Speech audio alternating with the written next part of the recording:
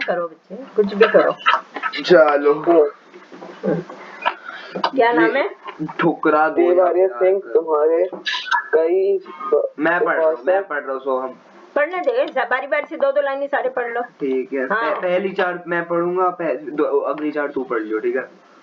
ठीक है। देव तुम्हारे कई उपासक कई ढंग से आते हैं, सेवा में बहुमूल्य भेंट वे कई रंग के लाते हैं। ये यहाँ तक करो पहले। धूमधाम से साज बाज से वे मंदिर में आते हैं, मुक्ति मणि बहुमूल्य वस्तुएं बुलाकर तुम्हें चढ़ाते हैं। हाँ, ये इसका मीनिंग बताओ पहले। मैं बताऊं? हाँ बताओ बच्चे बताओ।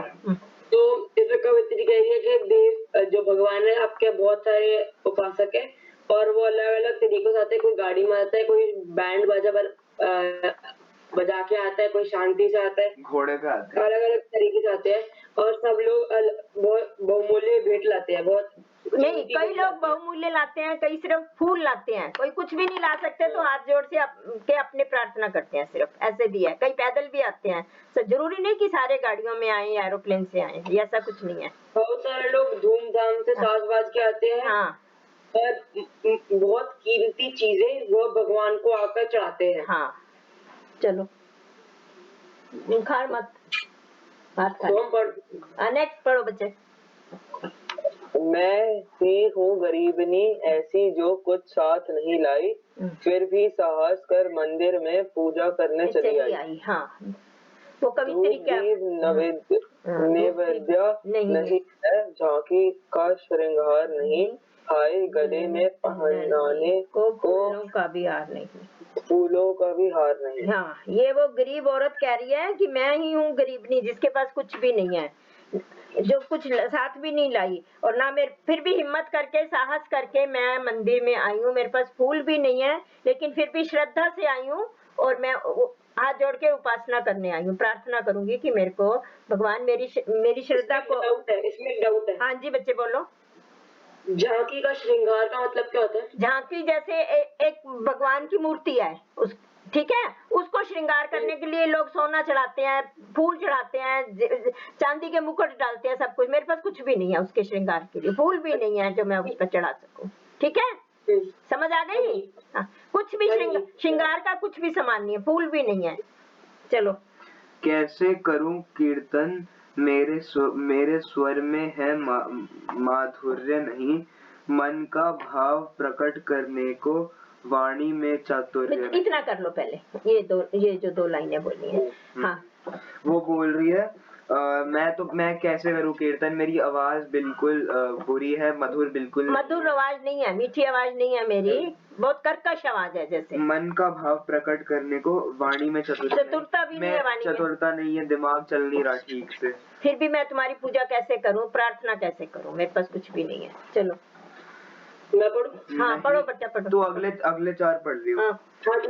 नहीं दान है नहीं दक्षिणा, खाली हाथ चली आई, पूजा की विधि नहीं जानती, फिर भी नाथ चली आई। हाँ बोलो।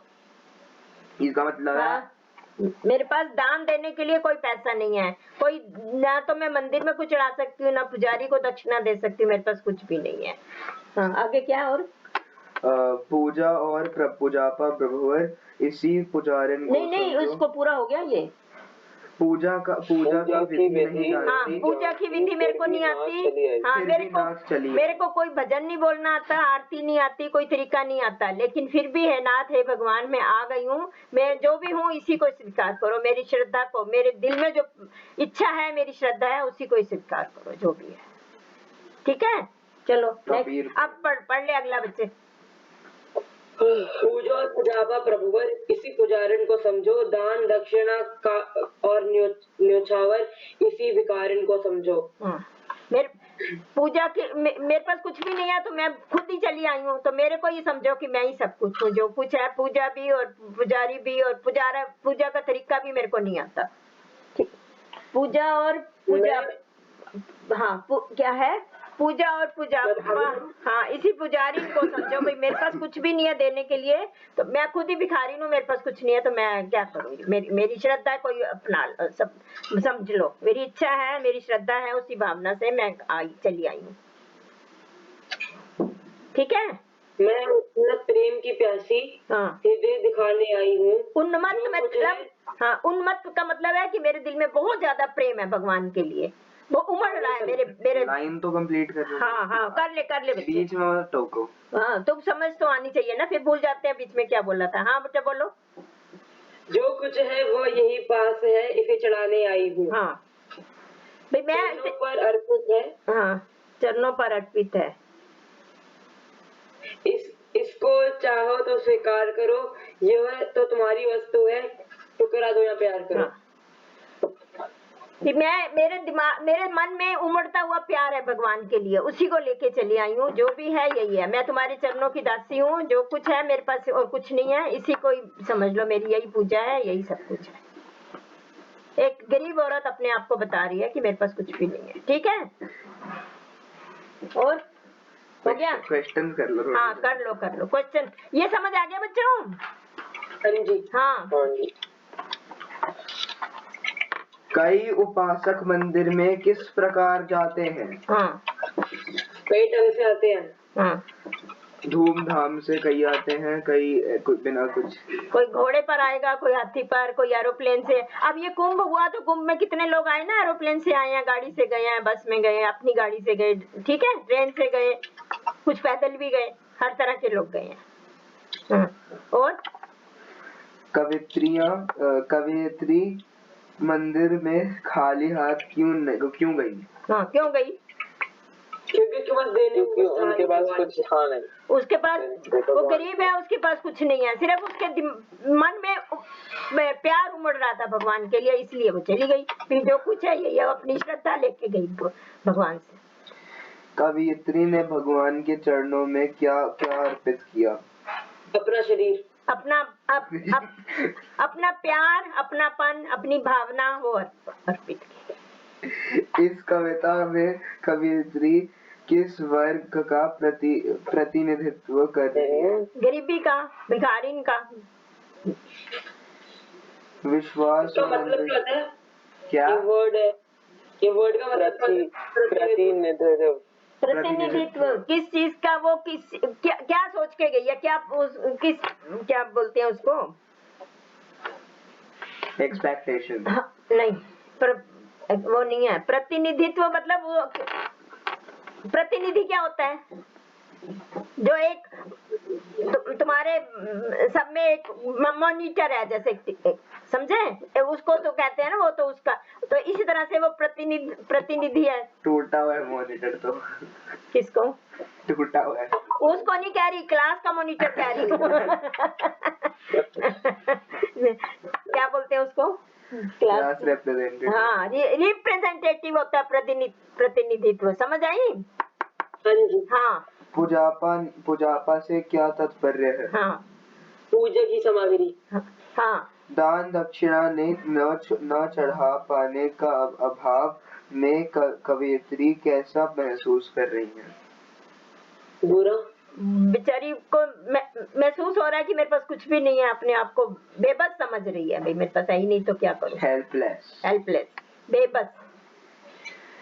कवियत्री के पास ईश्वर के चरणों में अर्पित करने के लिए क्या है? भावना, उमड़ता हुआ प्यार है। शरीर नहीं उमड़ता हुआ, उसके मन में उमड़ता हुआ प्यार है, उसकी भावना है, उसकी श्रद्धा है, ये है। कवियत्री के पास भगवान की पूजापा करने के लिए क्या क्या नहीं है? हाँ, फूल, मिठाई, नारियल, फल, फूल, कुछ भी, कोई उसको चढ़ाने के लिए पैसे, दान दक्षिणा, जेवर, कुछ भी नहीं है। कवियत्री ने कीर्तन न करने का क्या कारण बताया? उसकी आवाज नहीं है। उनकी आवाज मधुर नहीं है और उनकी वाणी चतुर नहीं है, और वो पढ़ी लिखी नहीं है, उसको कुछ बोलना नहीं आता ही नहीं है। कैसे पता? वो तो नहीं बताया पढ़ी लिखी नहीं है, तभी तो वो कह रही है मुझे नहीं आता कुछ भी। कैसे पता चलता है कि कवियत्री सच्ची ईश्वर भक्त है? क्योंकि उसके मन में प्रेम और वो आ गई। उसके पास इतनी ब्रेवरी थी, हिम्मत थी इतनी कि वो बिना किसी पुजापा या कोई सामग्री के बिना मंदिर चली आई और भगवान को अपनी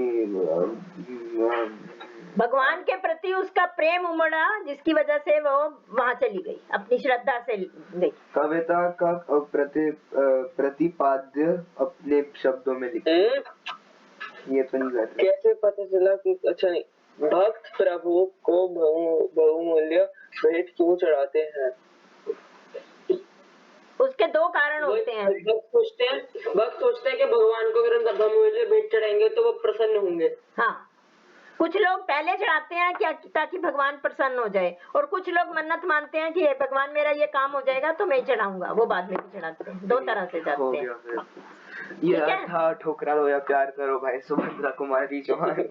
12:40 10:40 एंड।